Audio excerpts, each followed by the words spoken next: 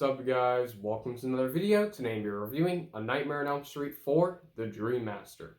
This film came out in 1988 and of course stars Robert Englund. Now before we start, don't forget to hit that like button, subscribe to the post notification bell so you can notify for every video. And let's get started. Let's start talking about the good. So Robert Englund as Freddy Krueger is of course Freddy Krueger. He's very, very good in this film. The opening sequence of this film I thought was pretty good. The score for that sequence was creepy, and again, it gets under your skin, which is what I really like about the score of these Nightmare on Elm Street films. The visual effects actually looked pretty good. Not as good as, of course, the original film, but they were decent. They looked good enough. In the third act of the film, there are some creative sequences, and I like what they did with some of the sequences in that third act. It wasn't the best third act, but it was creative enough. And I thought the ending sequence was good enough. It fit the film.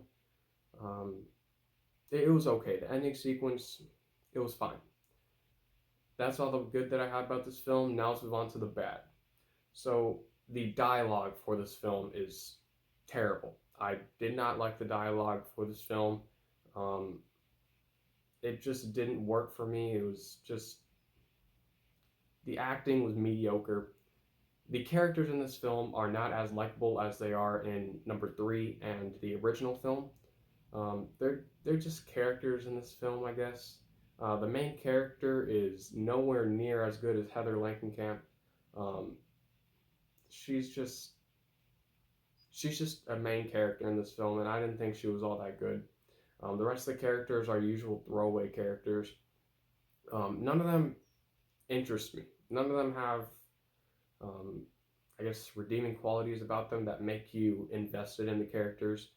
Because, to be honest, I did not care whether any of these characters lived or died in this film, because there's no character development for these characters in order for you to actually like them by the end of the third act of this film.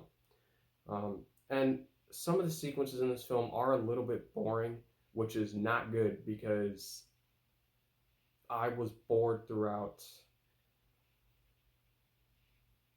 a lot of the second act of the film and the first act of the film. I was bored because they just delivered too much exposition, and when the characters actually got to the third act of the film, I didn't care about them in the first act of the film, so it was even worse in the third act when they tried to make you care about the characters, but I just didn't. That's about it. A Nightmare on Elm Street 4, The Dream Master is an okay horror film. It's definitely not one of the best Nightmare on Elm Street films, and I don't see myself rewatching it all that much. So A Nightmare on Elm Street 4, The Dream Master, I'm going to give it a C. Thank you for watching. Don't forget to hit that like button, subscribe to the post notification bell so you can get notified for every video. I'm Peter. Thank you for watching.